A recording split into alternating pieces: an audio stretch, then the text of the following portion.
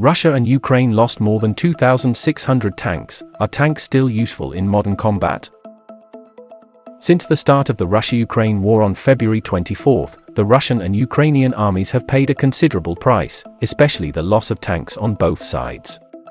According to CNN, both Russia and Ukraine lost more than 2,600 tanks in the ongoing war. In the last month, images of ruined Russian and Ukrainian tanks and wrecked convoys have filled social media feeds. According to a report released by the CNN data science team, both Russia and Ukraine lost more than 2,600 tanks in the ongoing war. Russia lost approx 676 out of 9,780 tanks, which is 6.9% of its total inventory, while Ukraine lost approx 1,969 tanks out of 2,172, which is 91% of its total inventory. After seeing the position of tanks in the ongoing Russia-Ukraine war, many raised question that the tank is still a formidable weapon in modern combat. If you are following the incredible defense of Ukraine by her heroic citizens, then you might be tempted to think that tank warfare is dead. After all, Ukrainians are popping $4.5 million Russian tanks with $78,000 javelins daily. So what is the future of tank? Main battle tank has dominated ground conflict for almost the last half-century of wars. It is a very costly machine in many aspects. MBTs take a lot of resources to deploy, operate, and procure due to their heavy armor and weight. They are often not very strategically mobile, requiring shipping on ships as opposed to aircraft. Since the birth of tanks during World War I, tanks have once become a decisive weapon to change the situation of land warfare, and once formed an absolute dimensionality reduction attack on infantry units. However, all weapons will usher in the corresponding nemesis. With the performance of individual anti-tank weapons improved and popularized, the dominant position of tanks has been greatly impacted, and in modern combat it's so easy to attack helicopter, UCAV, and ATGM to destroy a tank in just one blow. In recent years, it was reported by several sources that the British Army and US Marine Corps are planning to eliminate all tanks from their inventory. However, two Asian powers, India and China, still investing huge money in modern tanks. Tank in modern combat. In the Chechen War, the Russian 81st Motor Infantry Regiment, a meritorious unit of the Great Patriotic War, was devastated by the Chechen bandits in Grozny, and the anti-armor weapons such as rocket launchers hidden on the upper floors of the building were dealt a head-to-tail blow, resulting in heavy losses and unable to move in an instant. In the face of the enemy siege from multiple heights and angles, the weak points of the Russian tanks were constantly hit, and the regiment's 96 infantry fighting vehicles and 31 main battle tanks were either destroyed or discarded by the crew.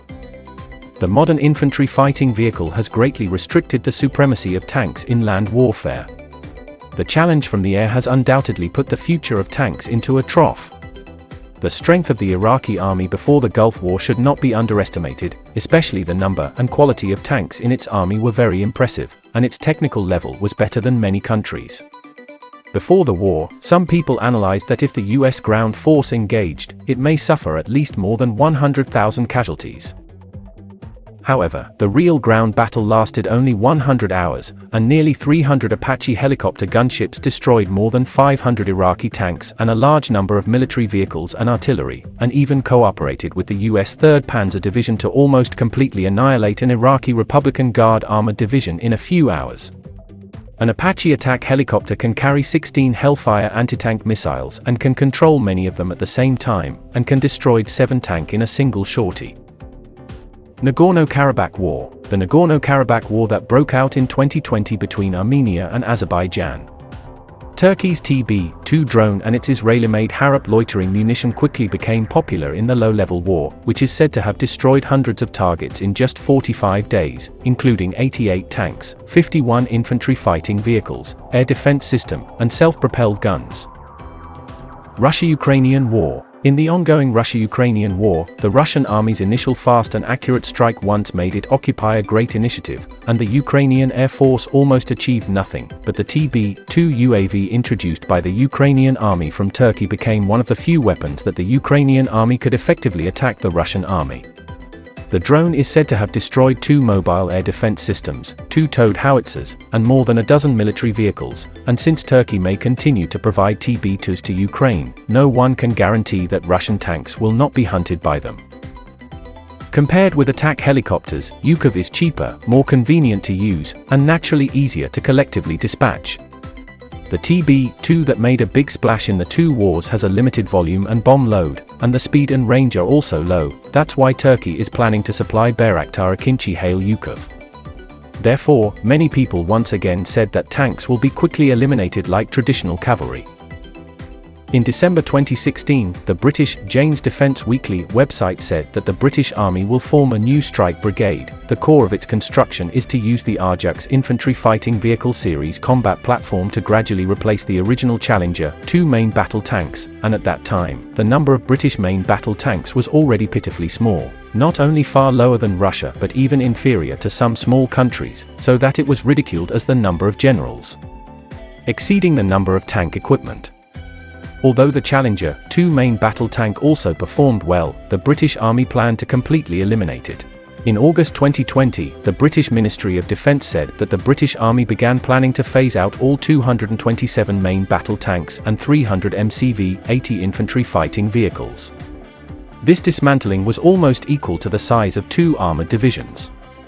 You know, the United Kingdom is not only the origin of the tank, but also the Challenger 2 main battle tank once had the longest distance kill record in actual combat, and almost none of them were destroyed by the other side in actual combat. Coincidentally, in March 2020, the US Marine Corps also proposed to phase out all 450 M1 series main battle tanks and their transport units in service in the next decade, replacing with HIMARS self-propelled rocket launchers, multipurpose drones, and unmanned speedboats correspondingly. The US Marine Corps has conducted several rapid action exercises between unmanned platforms and stealth fighters in recent years, and the traditional landing exercises of heavily armored combat units are becoming less and less frequent. Although Britain and the United States undoubtedly have advantages in many military technology fields and thinking, their decision to eliminate all tanks is also determined by the special circumstances they face. Not only has Britain lost most of its colonies, but other battlefields have only emerged as a follow-up to the US Army, and the elite and fast-moving light infantry can complete the task, and the strength of the number one hypothetical opponent is far from being comparable to that of the Soviet Union, and the heavy armored troops are naturally useless. In Britain's view, due to its geographical location, US, EU, NATO, it's hard to attack Britain from the land way. In this way, the main battle tank naturally only has symbolic significance, considering the poor performance of British arms sales, so the existing Challenger 2 seems to have only one way to eliminate. The US Marine Corps believes that the M1A2 main battle tank is too heavy, and even a large transport aircraft such as the C-17 can only carry one, and its range also low. When shipping by sea, it can only rely on large ships to load and then transport them to the beachhead by amphibious landing craft. These two approaches are fine against opponents like the Iraqi or Afghan level, but the future hypothetical enemy of the US military is clearly much stronger, even enough to completely defeat the US military in a land battle. The US Marine Corps believes that its main future battlefield will be a certain island reef in the southwest Pacific direction, which is not suitable for main battle tank activities, so it is difficult for main battle tanks to effectively enter the depth of the island. Considering the efficiency of the other side's fire coverage and local air superiority, the US landing craft carrying the main battle tank will obviously not have the opportunity to calmly and slowly approach the landing site, so the hundreds of tanks have undoubtedly become chicken ribs.